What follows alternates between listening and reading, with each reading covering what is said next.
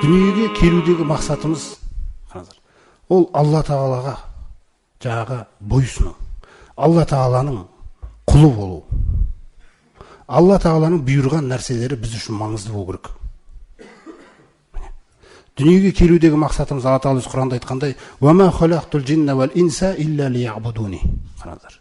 Мен жаңағы жын мен адамзатты өзіме құлшылық қылудан басқа нәрсе үшін жаратпадым дейді. Мына аяттың өзінің мағынасына қарасаңыздар, мысалы, сөйлемді былай айтса да болады: мен жындар мен адамзатты өзіме құлшылық қылу үшін жараттым. Бірақ бұл жерде екпін қатты болып тұрған жоқ. Сондықтан айтады: мен жындар мен адамзатты өзіме құлшылық қылудан басқа нәрсе үшін жаратпадым дейді. Көрдіңіз? Мақсатыңды бекітіп ал деп отыр ғой Алла. Фa'лам аннаху ла илаха иллаллах. Ей пайғамбар, біліп ал, Алладан басқа тәңір жоқ. Ең бірінші осы нәрсе бекісін сенің жүрегіңде дейді. Дүниеге келудегі түпкі мақсатың Раббың. Раббыңның бұйырғаны, Раббыңа құлшылық қылу, Раббыңның разылығы. Міне осы нәрсе да. Екінші мәселе біз біліп алатын нәрсе. Дүние мен ақырет, қараңыздар. Құранның таразысына салған кезде қайсысы жеңеді? Ақырет. Көрдіңіз бе? Дүниенің ақыретпен салыстырғандағы құнын тану керекпіз біз. Құнын жаңағына біз естідік қой. Дүние құнсыз нәрсе. Мысалы, пайғамбарымыз салсам осы дүниені қайта-қайта түсіндіре беруді қалаған. Неге? Өйткені адам бұны бірден түсіне алмайды.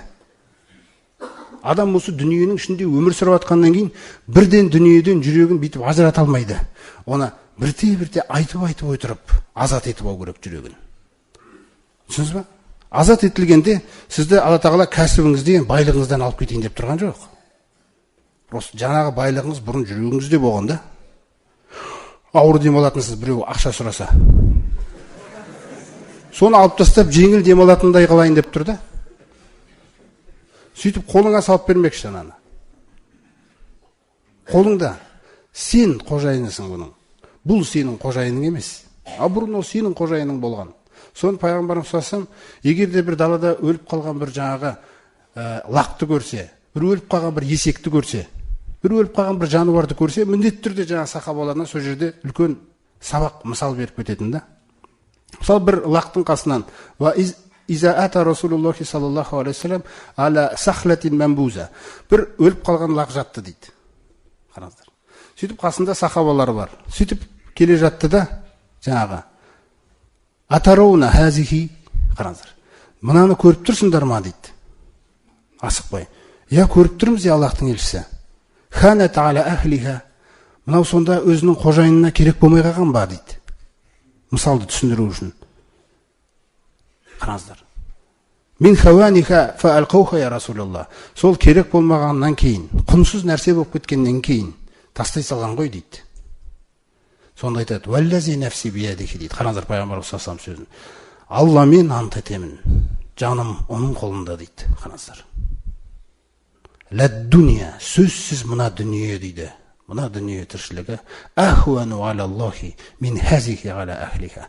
Мынау өліп қалған лақ өзінің қожайынына қаншалықты керек болмаса, қараңыздар, қаншалықты бір нашар нәрсе, құнсыз нәрсеге айналып кеткен болса, естеріңде болсын, мына дүние дейді, Алланың алдында тіпті құнсыз дейді. Мына өліп атқан лақтан да құнсыз дейді. Қараңыз қандай мәселені келтіреді. Осындай мысалдарды қайта-қайта келтіріп жүрген да, мысалы. Немесе кейде былай келтіретін: "Айухибу ахадукум айякуна хазихи лаху". Сендердің біреулерің ұнатасыңдар ма? Мынаны өзіңе алып алуға дейді. Өліп атқан нәрсені жаңағы. Сонда сахабалар: "Я Расулаллах, кайфа нухибу залика". Қалайша бұны біз ұната аламыз? Ва хуа майитун. Өліп қалған нәрсе ғой. Ва хуа ханат аля ахлика. Өзінің қожайынына да керек қоймаған, құнсызданып қалған нәрсе емес па бұл? Көрдіңіз бе? Сосын жаңағындай сөзді қайтадан айтады да. Ад-дуния ахуану алаллах. Бұл дүние Алланың алдында тіпті құнсыз нәрсе дейді. Көрдіңіз қандай мәселе? Сондықтан дүние мен ақыретті салыстырып, ақырет сіздің алға шығатын нәрсе. Мына Абай атамыз айтады өзінің қара сөздерінің бірінде. Ешбір адамның жүрегінде дейді, қараңыздар. Ешбір адамның жүрегінде дүние мен ақыретке деген қуаныш тең ұсталынбайды дейді ол. Түсіндіңіз бе? Тең ұстанылмайды дейді. Екі қуаныш, екі мұң, екі қайғы тең дәрежеде бола алмайды дейді. Егер кімде-кім дүниенің де, ақыреттің де қор болмайын деп білгісі келсе дейді, жаңағыдай, қор болуды қаламаса, онда біліп алсын дейді. Сол өте енді батырып айтады ол кісі. Жаңа мына сөзінде мысал қараңыздар, егер де кімнің жүрегінде дейді, жаңа дүниеге деген қайғысы, ақыретке деген қайғысынан артық болып кетсе, кімде-кімнің жүрегінде дүниеге деген қуанышы, ақыретке деген қуанышынан артық болып кетсе, онда ол мұсылман емес дейді. Көрдіңіз? Мұсылман емес дегенде, яғни бір Аллаға бойұсынып жүрген адам емес дейді ол. Ол түсіндім, білдім, енді өзімді жеке қалдыр деген адам деген мағынада. Енді ойлап көріңіз, біз Аллаға бойұсынушы екенбіз дейді, сөзінің соңында. Көрдіңіз бе? Өзіңіз ойлап көріңіз дейді, біз Аллаға бойұсынушы екенбіз дейді да. Қандай мәселе да. Соқтан ақырет сізді басқаратын нәрсе. Абу Дарданы көрдіңіз ғой, дүниеде жүр, пайдаланасыз. Абу Бәкірде байлық болмады ма? Қараңыздар қандай мәселе. Бірақ хақпен байланысқан дүниеде оныкі. Мына ақша табады, анау жерде Билал қиналып жатыр екен, барады да Билалды сатып алады. Билал туысқан емес оның. Бірақ хақ деген бағанаға байланыс, бұл сондай бір нәрсе екен да ол. Сондай бір ерекше байланыс екен. Анау қиналып жатқан құл, және ол. Түсіндіңіз бе? Сол Билалды барып ақшасын беріп сатып алады да, сосын анта хуррун ливачхилла дейді, қараңыздар. Алланың дидарын көздеген түрінде сен боссың. 4-5 әйел адамды да сөйтіп күңдіктен сатып алып азат етіп жіберген. Мысалы, егер біздің біреуімізде 100 мыңға машина алайын деп тұрсақ, мысалы, көрдіңіз бе қандай мәселе? Ешкім көңілін алмасын. Бірақ жаңағы ақиқат Аллаға жақындатқысы келеді да адамды. Сөйтіп ақыретіңді бай қылғысы келеді да. Сондықтан 100 мың ақша тұрса, 100 мыңға қазір машина алайын деп. Жарайды, жоқ дегенде 50 мың ала сал да. Қалған 50 мыңына 15 мың, 20 мыңнан бір 3 туысқан бауырыңды машина мінгізіп жібер. Сосын айт, Аллаға шүкір етіңдер, намаз оқыңдар. Өзің мініп аласың, жарайды. Не пайда одан? Оны жаңағы аяттан құтыламаймыз біз. Тафахурун. Сен мақтанышқа кіріп кеттің дейді. Ата ұстап алады ана жақтан болды. Сен о жақтан шыға алмайсың. Ал жаңағы нәрсе болса, көрдіңіз бе? Сіз құтылып кеттіңіз. Жаңа айттық, екі үлкен үй бар деп. Мына кісінің үйі жаңағы мақтаныш үшін салынған болса, сізде де үлкен үй болсын. Бірақ сіздің үйде Алла Тағала зікір етіледі. Сіздің үйде Құран оқылады. Сіздің үйде бір жолда қалып қойған біреуді алып келіп, қонақ қып не етіп, бүйтіп, кірін бүйтіп өзің жуа саласың да, мысалы. Сосын ертеңіне шығарып саласың. Кім бұлай нәрсені істей алады? Әрине бұл жерде ақыретті көздеген адам ғана істей алады. Дүниені көздеген адам ешқашан істей алмайды бұны. Қайтып істейсің оны? Көрдіңіз бе қандай мәселе? Бауырларыңызды бір дастарханға шақырып, уағыз айтып дегендей мәселе. Ан жақта әйеліңіз жаңағы асханада жұмыс істеп, тамақ пісіріп, ол құлшылық түгел нәрсе ол. Көрдіңіз бе қандай мәселе? Сосын шығады үйден. Барлығы алата уағыз естіп шығып кетті. Сіздің үйіңіз сол арқылы алғысқа еленеді да. Түсіндіңіз бе? Ана жақтағы үй, ол бағанағы ад-дуния малғуна, дүние қарғалған деген үкімнен шыға алмайды ол. Қараңыз қандай мәселеде. Сондықтан өзіңізді байқаңыз, сіздің құныңыз не? Сіздің құныңыз дүниеге келудегі түпкі мақсатыңызбен анықталады бірінші. Егер сіздің түпкі мақсатыңыз Раббыңыз болса, онда міне сіздің құныңыз қандай дүниеде. Екіншіден, ақырет сізде дүниеден артық тұрады. Міне сіздің құныңыз қандайда. Үшіншіден, осы намазды бастаған кездегі өміріңіз бұрынғы өміріңізден сондай күшті, және бұрынғы өміріңіз сондай жиіркенішті. Міне сіздің құныңыз. Көрдіңіз қандай мәселе? Исламның ақиқаты да бұл. Соқтан бағанағыдай айтқай, дүниенің ішіндегі жаңағы кереметтер Алла Тағаланы еске алу деген нәрсе. Өте маңызды нәрсе. Алла Тағала өз Құранда айтқандай, аузу биллахи минаш шайтанир раджим, я айюхаллазина аману зкуруллаха зикран касира. Қараңыздар, Алла Тағала бізді жаратты, бізді жақсырақ біледі бізді. Сондықтан бізге айтады, Алла Тағаланы, ей иман келтіргендер, Алла Тағаланы өте көп еске алыңдар. Енді еске алудың өте маңызды бір жемісі бар екен да. Енді оған жететін нәрсе жоқ мына әлемде.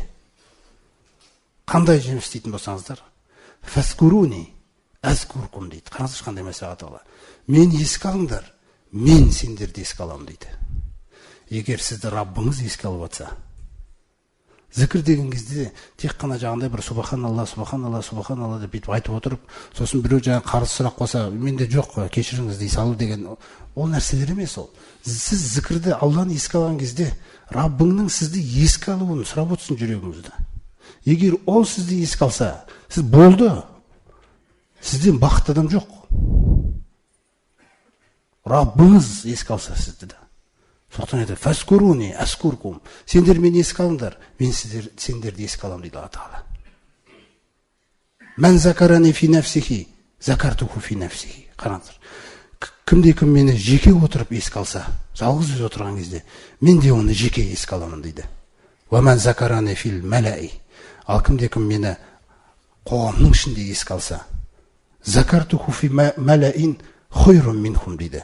Мен олардан да хайырлы бір топқа еске аламын дейді оны. Яғни періштелерге. Түсіндіңіз бе? Ана періштелерге Алла Тағала сіздің атыңызды еске алып жіберсе егер, ана періштелер сізге сондай дұғалар кетеді сізге. Түсіндіңіз ба сіз? Сіздің қалтаңызда мүмкін тиын жоқ шығар сол күні. Мәселе Раббыңыздың қасында сіздің маңыздылығыңыз, мәніңіз қандай сіздің? Өмірге келгенде, өмірде өмір сүріп жатқандағы мәнің, құның қандай? Осы нәрсе. Сосын тағы келесі ақиқат біз білетін. Нақты, өлім нақты болады. Өлім деген нақты болады. Мұса алейхиссалам мысалы айтқан бір сөздерін келтіреді тәфсір кітаптарында. Мұса алейхиссалам айтады екен, өлетінін біліп күліп жүрген адамға таңғаламын деген ғой. Қараңызшы, қандай бір сөйлемді шындықты таныған адамның аузынан шыққан сөзді мысалы Мұса алейхиссалам. Өлетінін біліп күліп жүрген адамға таңғаламын дейді мен. Несіне күліп жүр дейді ол? Қараңыз, не дайындапты сонда күлетін? Күллі нәфсин зайқатул маут. Біліп алыңдар дейді. Күллі адам баласы өлімді татады дейді. Иннама туаффауна уджуракум яумал қияма. Сосын сыйлықтарының барлығын тек қиямет күні аласыңдар дейді. Әрдайым дұға тілеп жатқан кезде осы дүниедегінде бүйтіп нете бермеңіздер. Толық сыйлықтарыңды қиямет күні бірақ аласыңдар дейді. Егер Алла Тағала сізге қаламаса бұл дүниеде бір сұрап жатқан нәрселеріңізді бермеуді, ол сізге хайыр, есіңізде болсын. Сіз соны мойындау керексіз. Әйтпесе дұғаңыз тоқтап қалады. Көрдіңіз бе қандай мәселе? Сол қиямет күні кім келіп, фәмән зухзиха анин нари. Кімді біз тозақтан алыстатып әкетіп, қараңыздаршы қандай нәрсе. Ва удхилал жанна, жаннатқа кіргізіп жіберген болсақ, фақада фаз. Міне жеңген адам дейді. Міне табысқа жеткен деген нәрсене. Соқтан бұл дүниедегі әрбір жетістік, ол Алланың қасында жетістік деп аталмайды. Соны біз білейікті.